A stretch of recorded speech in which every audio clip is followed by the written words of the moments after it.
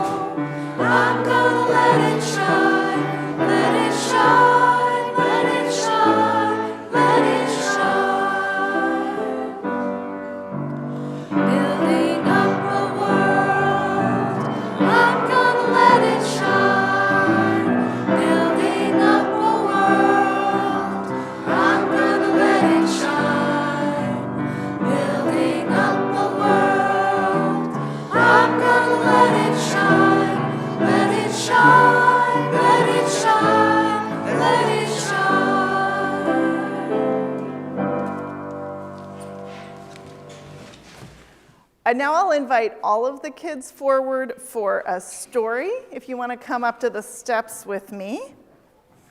So who remembers this guy?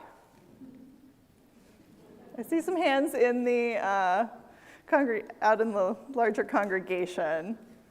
Okay, I think we don't talk about him a whole lot, do we? So from the out there congregation, who is this? Jesus. Yeah. Okay. It is one artist's rendering, right? What do you know about him? Oh. He was Palestinian. He lived in Palestine about 2,000 years ago. He was a carpenter. He told people to be nice to each other. He told people to be nice to one another. Yeah? Okay. He was born on Christmas. He was born on Christmas. His birthday is the definition of Christmas. Yeah. Yeah. Okay, so I'm going to tell you a story about Jesus. Yeah. Okay, so this huge crowd of people had gathered around to see Jesus. And it was getting late in the day, and Jesus was worried that all of these people, these thousands of people who had come to see him, were not going to get to have dinner because they were far away from their homes. So he asked his friends what food they had.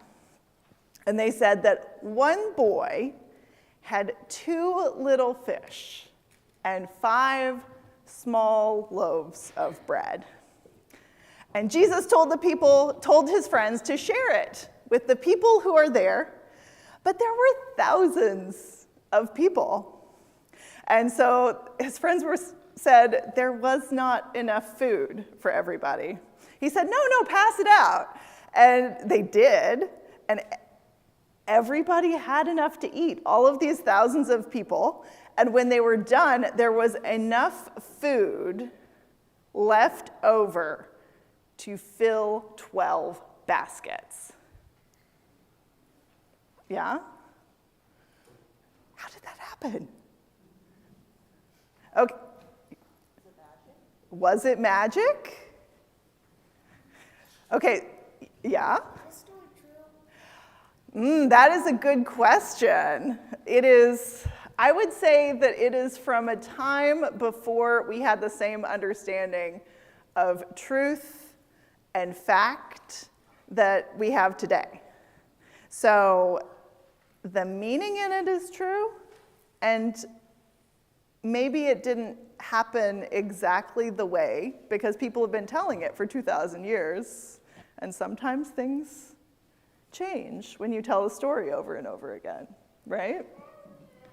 So some people believe that Jesus actually made there be enough food for everyone, and some people believe that everyone who was there all put in a little more food than they took because they realized they had some to share.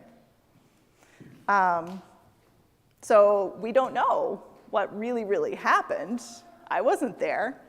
But people have been telling this story for 2,000 years, so I think it means something important. What does this story mean to you today as you think about it? Any ideas?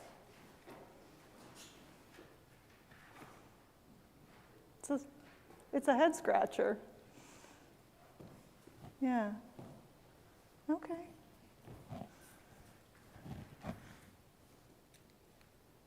Yep. I think these are Unitarian Universalist children. Feeding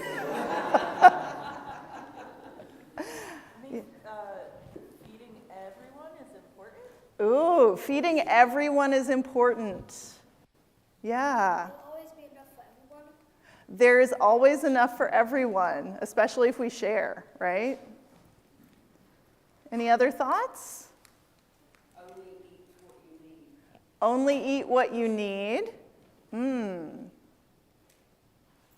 Okay. Okay. Does anybody want to see this Jesus guy while we got him out? He'll come back at Easter. Don't worry. Yeah. Yeah, you want to see him? Okay. So while we're all upstairs together, it's time to introduce Ken. Yeah.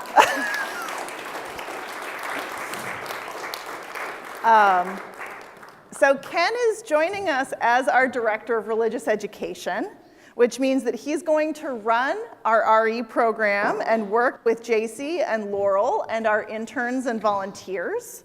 And I'm going to ask some questions, and the answer to all of them will be yes. So I ask all of you gathered, will you teach Ken what you love about our congregation? Yes. Will you try new things and meet him with openness and generosity? Yes. Okay, and I ask the children specifically, will you meet Ken with curiosity, help, and kindness? Yes. Wonderful. Okay, Ken, will you, to the best of your ability, cultivate an environment where Unitarian Universalist values grow and flourish, where every person matters, where we all have the opportunity to be our best selves? Yes. Okay, yay! Ken, we are so delighted to welcome you to the UUSA. And I want to let you say more than yes for a second, so here's a microphone. Thank you to everyone. I'm very much looking forward to working with the children and with the teachers and with Reverend Rachel. This is a wonderful experience for me. I have been a Unitarian Universalist for over 30 years, and my wife is also a minister of Unitarian Universalism, and she was here, I believe, in March as a guest preacher. So she is currently working half-time in Petersham, which is near Athol. Just a spot, so don't blink. And I have a lot of experience working with children, working with special needs children, working with adults, and I look forward to working with all of you, including you guys. I'm looking forward to being around so that if you have any questions, do not be afraid. I'm an old guy, but don't be afraid of me. I will try to answer your questions as best as possible. And if I don't know the answer, I'm not going to lie to you. I will tell you, I don't know, but I'll look it up. Okay? Does that sound good? Can we work together? All right, thank you. Laurel, what's going on in RE today? Hello, hello. So today is a very fun day. We're doing music. We're going to be talking about how African music has been at the root of so much American music, and we're going to be getting to play on this drum and watch a bunch of different clips of music, so it's going to be a really fun day. Wonderful. Thank you, Laurel. And as Ken and Laurel and our students go downstairs, I invite everybody else to rise in body and spirit to sing our next hymn. Oh, thank you. Number 276, O Young and Fearless Prophet. This is a new one, so you might want your hymnal for it. Do you know it at all? Nope. Okay, sang it once. 10 minutes ago.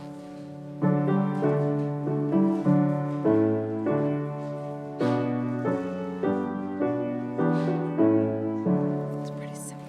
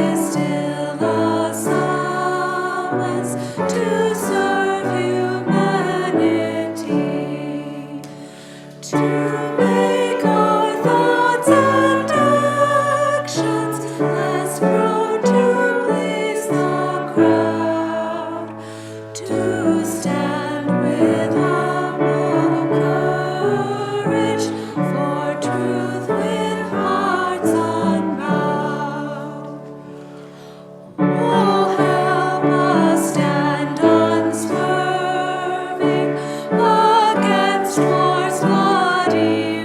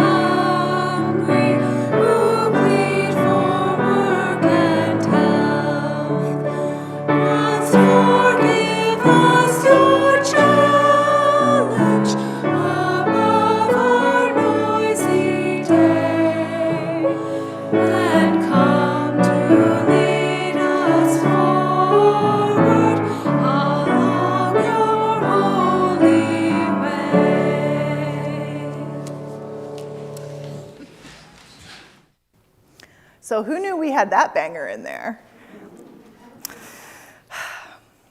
In case you missed it, amid the fire hose of news of the last couple weeks, Liam Conejo Ramos is back home in Minnesota with his family. If you're struggling to place the name, Liam was the 5-year-old in the blue bunny hat and Spider-Man backpack, detained by ICE on January 20th. You may remember the picture. Liam and his father Adrian have active asylum claims and no deportation orders, but ICE arrested them in their driveway and transported them to the immigration center in Dilley, Texas. On January 27th, federal judge Fred Beery ordered the federal government not to deport Liam and Adrian. On January 31st, he ordered their release. The judge wrote scathingly in his order, calling out the government for its policies of cruelty, and in an unusual move, he ended the statement with the viral picture of Liam and 2 Bible verses, Matthew 19:14 and John 11:35. Jesus said, "Let the little children come to me, and do not hinder them, for the kingdom of heaven belongs to such as these." And Jesus wept. We usually talk about Jesus twice a year here. On the 2 big Christian holidays, Christmas and Easter, and I sometimes worry that I've done you a disservice by not mentioning him more often, not because I think you need to believe a particular thing about Jesus, but because even though he lived and died 2,000 years ago, his ministry remains relevant in so many ways. There are reasons why Judge Beery quoted the Gospels when so much of our country is run on a platform of Christian nationalism. Jesus counts for a lot. Jesus counts for a lot if we can go back to the source texts and stop waving him like a flag, that is. Let the little children come to me and do not hinder them, for the kingdom of heaven belongs to such as these. These are the words of Jesus, printed in red letters in some editions of the Bible. The kingdom of heaven belongs to the little children you would push away. Judge Beery is appealing to the authority most commonly recognized as higher than the President of the United States, and that authority is siding with compassion and the innocence of children, not might and power. And of course, many of us are looking for the Jesus who flips the tables, who overthrows corruption. The story of Jesus cleansing the temple, where he runs the money changers and sacrificial animal vendors out of the temple, overturning their tables and brandishing a whip of cords. You can find a version of that in each of the 4 Gospels. It's so central to his message. And then there's the story I told the kids, the feeding of the 5,000, the loaves and fishes. This story is the only miracle other than the resurrection that is in all 4 Gospels. So if I can switch away from the 600-year-old Armenian gospel illustration of the loaves and fishes miracle I have on the screen to another image about 10 years old. Bear with me a minute and hang in there with these very Western European-looking Jesuses. About 10 years ago, the internet was full of he protect, he attack memes, where the same character has a defensive posture and an offensive posture. The same meme grew to have a third pane, but most importantly, and something that rhymes. So we get he protect, Jesus welcoming and blessing the children. He attack, Jesus cleansing the temple. But most importantly, He multiplies snack.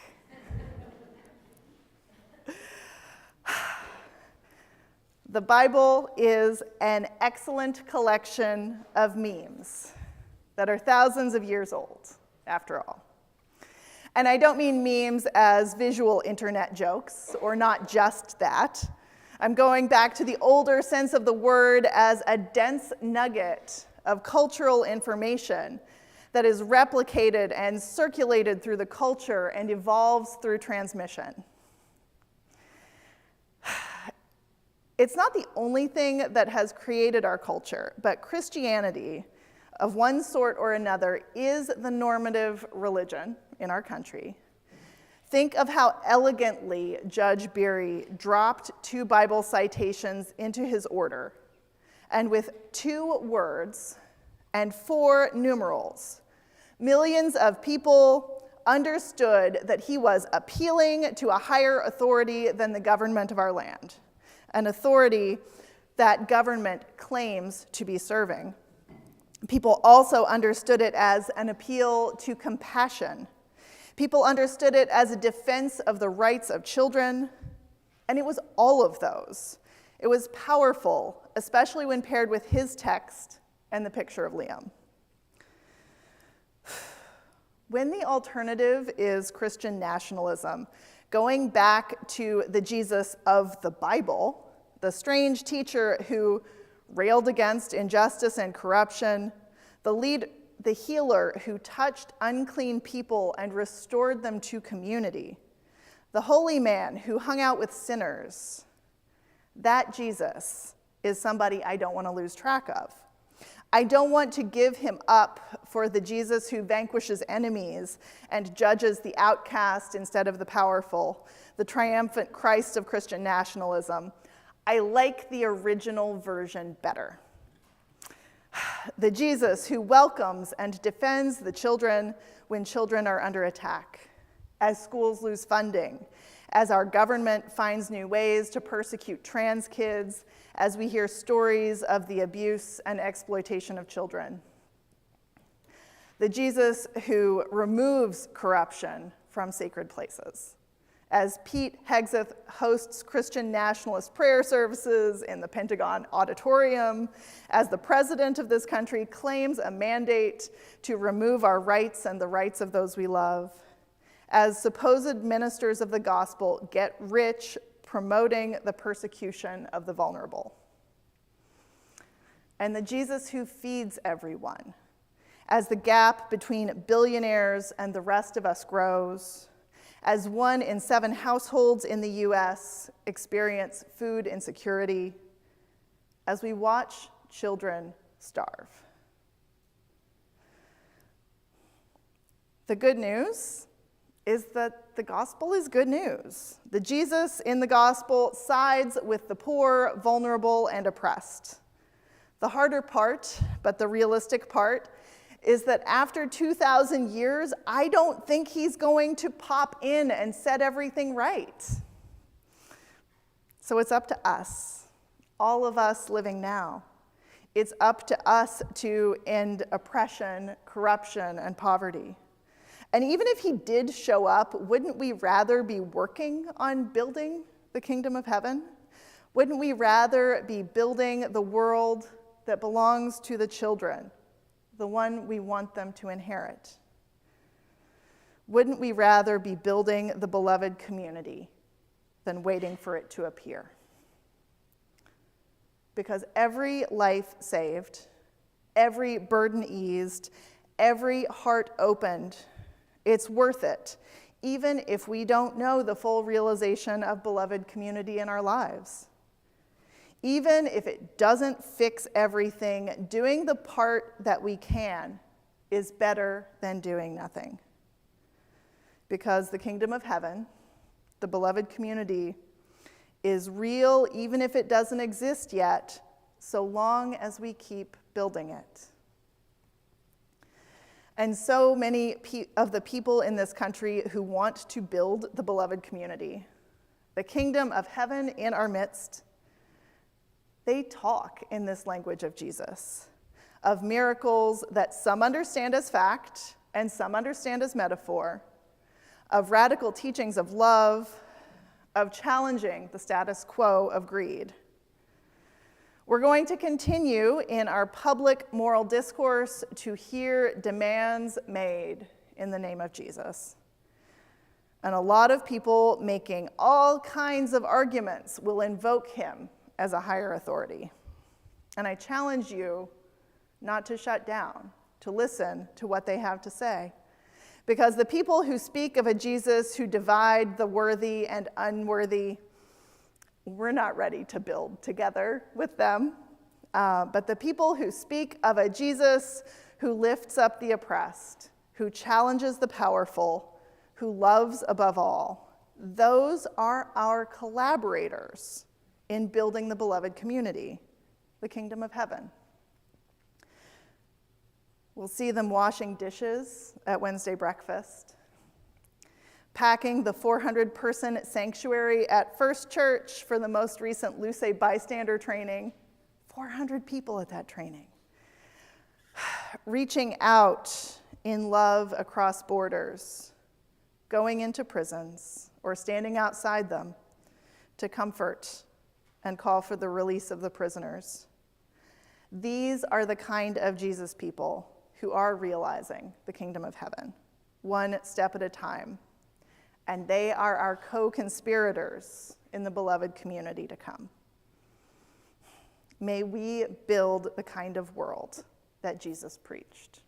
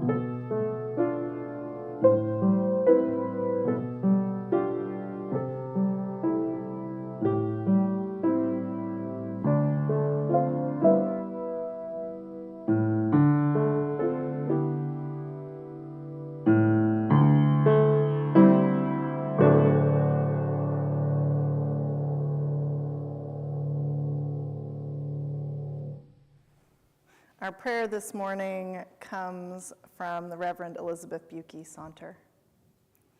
Spirit of life, love which holds us, we gather in reverence and thanks for you.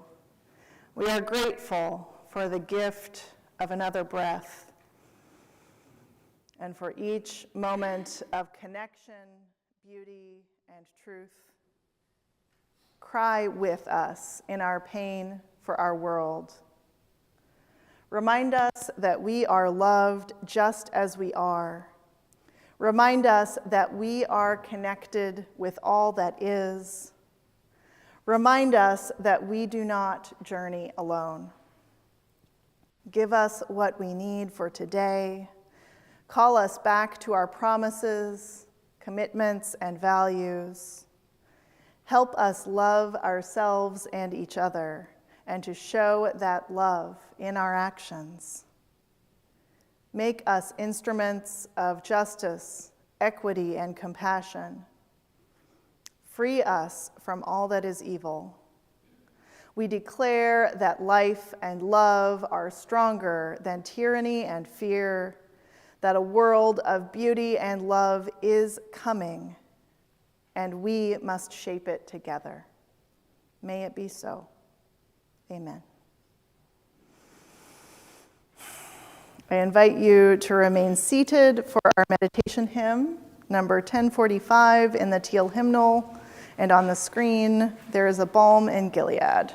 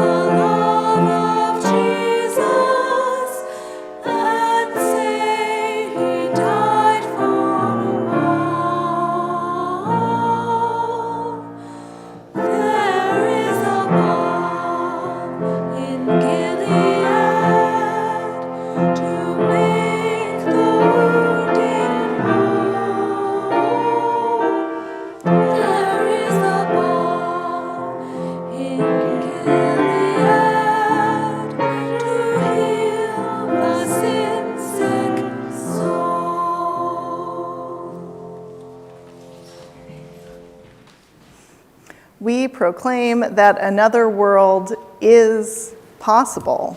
Each week we collect an offering and we split it with an outside organization to help us remember that we can't make the world a better place on our own.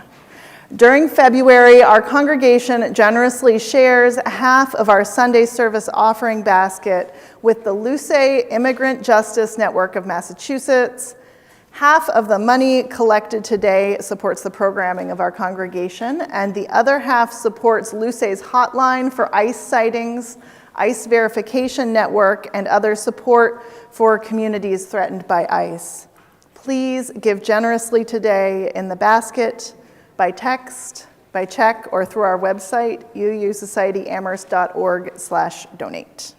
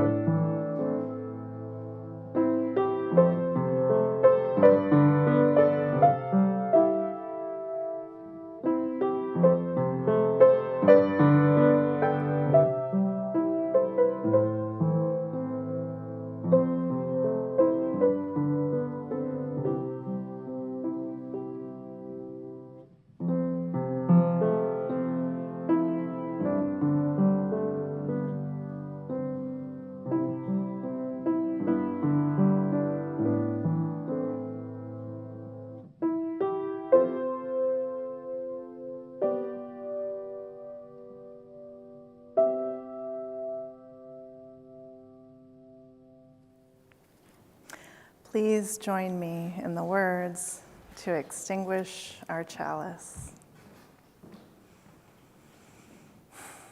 We extinguish this flame, but not the light of truth, the warmth of community, or the fire of commitment. These we carry in our hearts until we are together again. Okay, everyone, we are about to sing our closing song.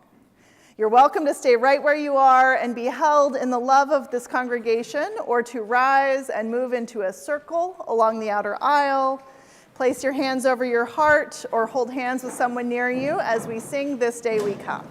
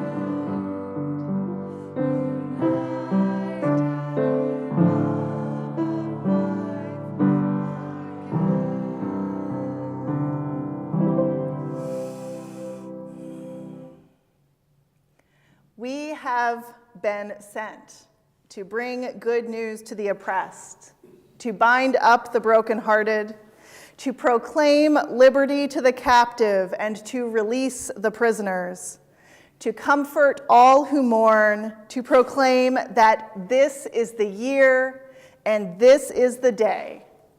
Go in hope that all shall experience care and life and freedom.